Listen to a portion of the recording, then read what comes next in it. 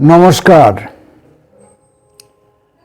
পড়ছি দিশারি মুখোপাধ্যায়ের কয়েকটি কবিতা। আমি ও কয়েকজন আমরা।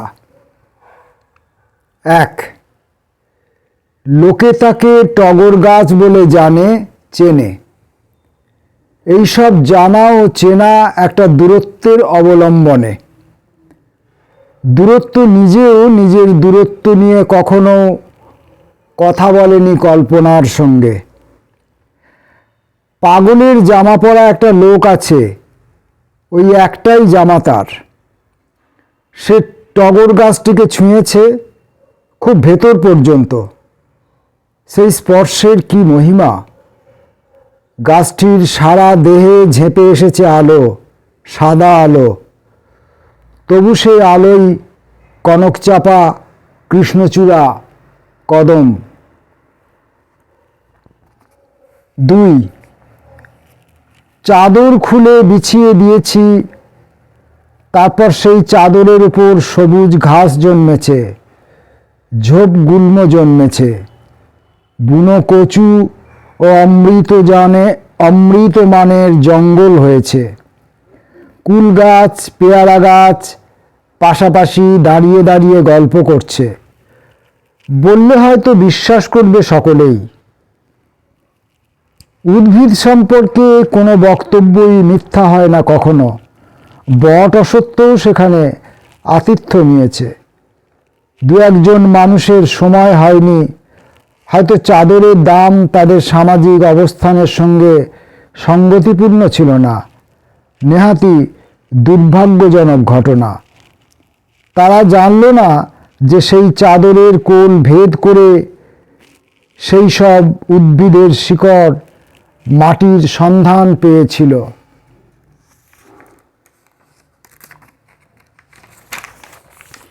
তিন, প্রথমে ঘুমের কাছে একটা জামা চাই।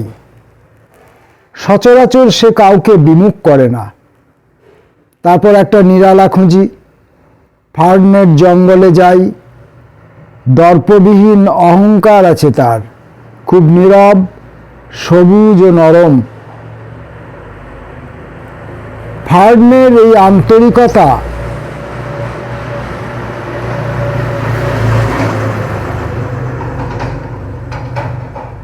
ফার্নের এই আন্তরিকতা ঘুমের পক্ষে বেশ স্বস্তিদায়ক।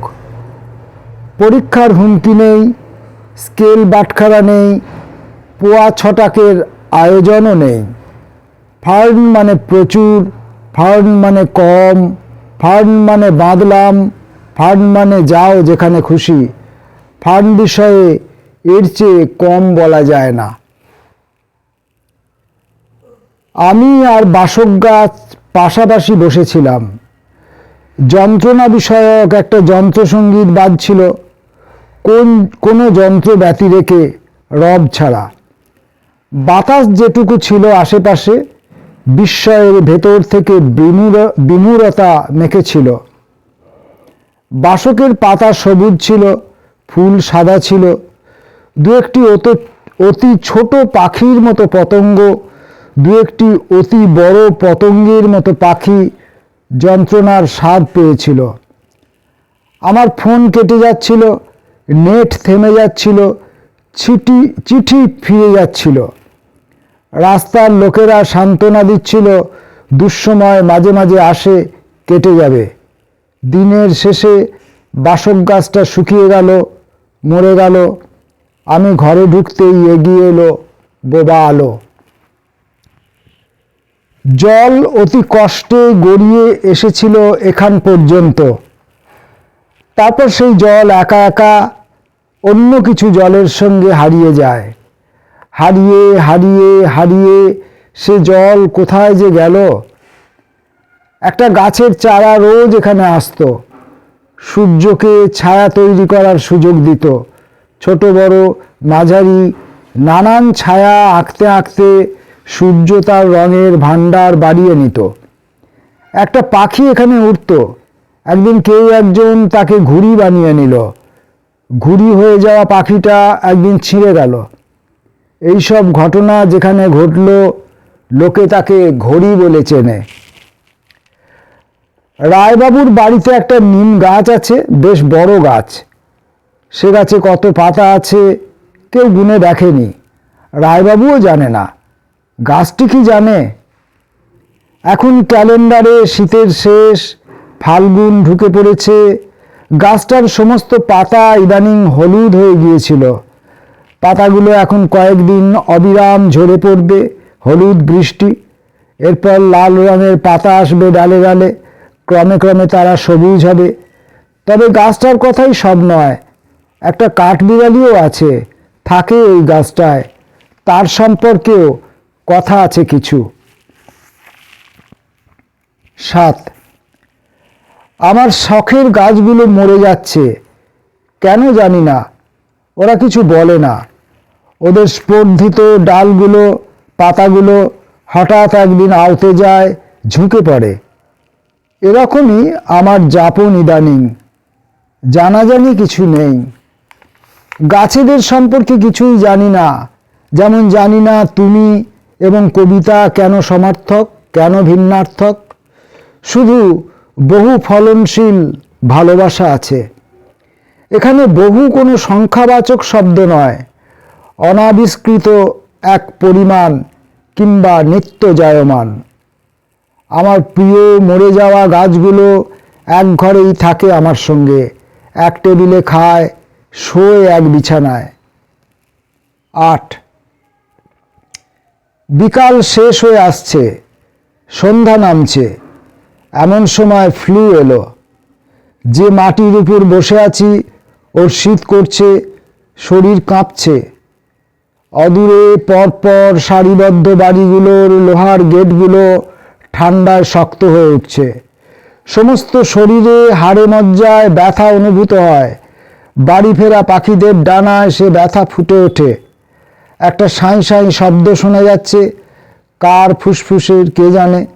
কোথায় কে যেন অক্সিজেনের তীব্র অভাবে। 9.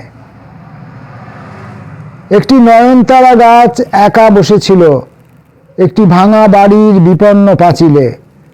নিবিষ্ট মনে সে চিন্তা করছিল, ভাবছিল সময়ের কথা। সময়ের পরিমাপ কেমন, কতটা? সময় কি শুরু হয়, শেষ হয়? একটি পাখি এবং একটা পাকা পেঁপে পরস্পরকে চাইছে কত কাল থেকে। পাওয়া শেষ হবে কবে? এইসব। একটি জলার নিচ থেকে উঠে এসেছে দল। দলের মাথার উপর একটি ফড়িং, তার ছায়া জলের শরীরে। দল জল ছায়া নিয়ে খেলা করছে ছোট ছোট মাছ। 10. কিছু কিছু বৃষ্টি কিছু কিছু মাটিকে ভেজায়, ডোবায়, ভাসায়।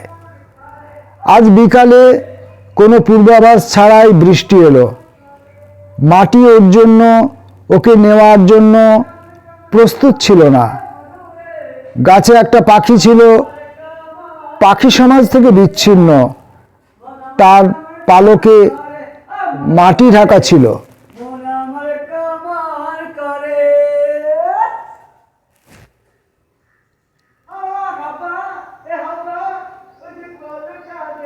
একজন মানুষ সেই বৃষ্টির কিছু কিছু জল শুষে নিল।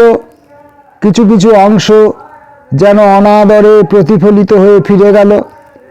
ফিরে যাওয়ার পথে সে পাখিটির কথা কিছু শুনল, মাটিকে কিছুটা বুঝল, আর নিজের কিছু অংশকে ছবি আঁকার জন্য রং গুলতে কাজে লাগালো। 11. এটা আঙুরের গাছ, আঙুর ধরে, কিন্তু দেখা যায় না। গাছই দেখা যায় না, পাতা না, লতা না, আঙুর তো দূরের কথা। লোকে তাই জানে না এর কথা। শহর বাজারে, রাজ দরবারে অন্য কিছু গাছ চুরি করে আঙুর গাছের পরিচয়। এভাবেই মাকাল ফল মূল্যবান হয়ে ওঠে। 12. আগে আগে চলে এসেছে ছায়া, আলো এলে দেখা করবে বলে। যে আলো আলোর কাছে নেই, ছায়া তাকে ধরে আছে। নম্র ও শীতল সেই আলোর সান্নিধ্য পেতে অনেক সন্ধানী লোক, জীবনের দীর্ঘ পর্যটক ছায়া মেখে বসেছে নীরবে। আলো ও ছায়ার মাঝে কয়েকটি ওষুধই থাকে চিরকাল, উপস্থিতির গুণে যারা খুব ঋজু। নক্ষত্রের জন্ম দিতে এদের সহজ ভাষা বিতর্কবিহীন এক তড়িৎ ও চুম্বকের ক্ষেত্র তৈরি করে।